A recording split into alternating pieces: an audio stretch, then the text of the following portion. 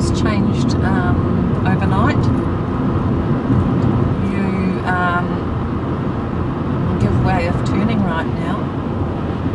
You don't necessarily give way to the sea. I don't even know how to express it, but for me, I learned to drive the old rule, which is when you're turning left, you go for it, and the person turning right has to give way for you. So I'm hoping it'll go back to the old brain will soon get into gear easily with the old rule again. It kind of raises the question about astrocytes versus neurocytes that Mark Treadwell talked about. I listened to Mark Treadwell speak once, one of the most interesting people I've ever heard speak. I listened to him for a whole day, and I could have listened to him for another 24 days. Such a knowledgeable person. But he enlightened us to the idea that what's his name? Einstein. They've had a look at Einstein's brain, and they found that the ratio of astrocytes to neurocytes was much higher in his brain than it was on average. So this is what started educators and other people thinking about the functionality of the brain and the big picture being more important to the education system. Mark firmly believes that in the old style education we focused on little bits and pieces rather than the big picture of how things worked. He used the example of a big question that most people do not understand. Where do plants get most of their weight from? And of course the answer is from the air, because they absorb carbon dioxide. Carbon dioxide, it contains carbon, a lot more weighty than water, which is most people's answer. It comes from the water that they draw up through their roots. So he was saying that we don't understand the big picture stuff. Astrocytes apparently help us understand big pictures better.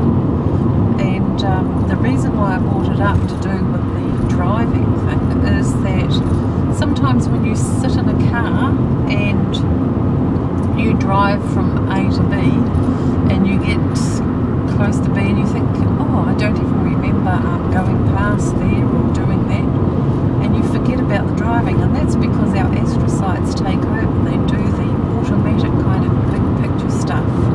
Almost, well, I guess it is automatic, but once you've understood how your car goes and how roads go and how the rules go, it becomes an automatic function for you,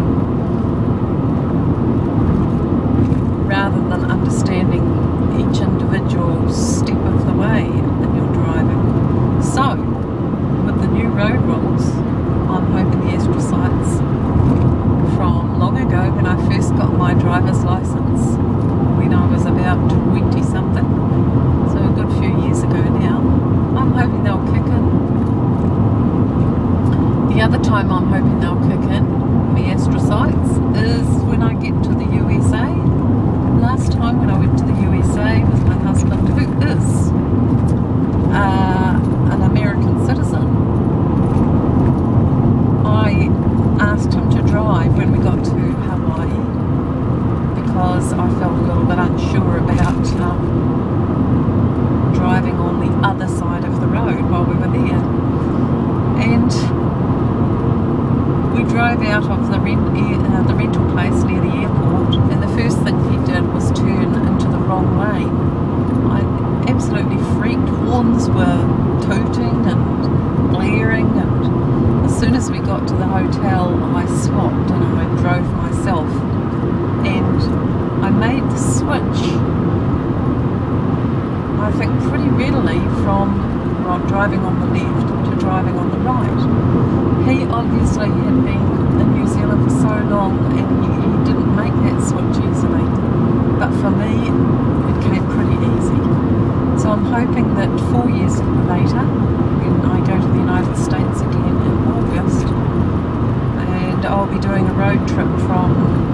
Denver up through Wyoming to Yellowstone National Park and over the United States to Chicago.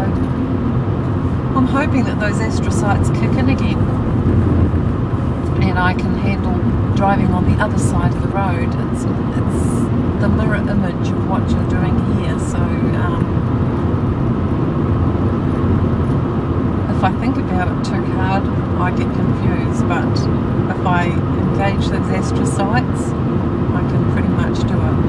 When I was in the US last time I drove from Denver down to New Mexico, down to Santa Fe, up to Santa Fe and up to Taos and back through to Colorado and through the mountain roads again, all on the right hand side of the road, and had not a moment, well I won't say I had not a moment's problem. When I got a bit skittish if I was coming to an overpass on a motorway and I was trying to get back onto the right side and I was never quite sure which road I should be taking. However, I got there eventually and it's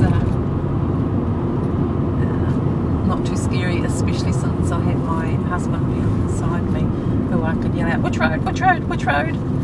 And he would tell me. I guess his astrocytes had kicked into gear by the time I'd driven a few 100 k's or 100 miles, so as it is over there.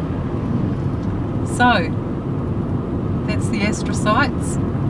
I'm hoping they're working for me still and my old brain hasn't lost it.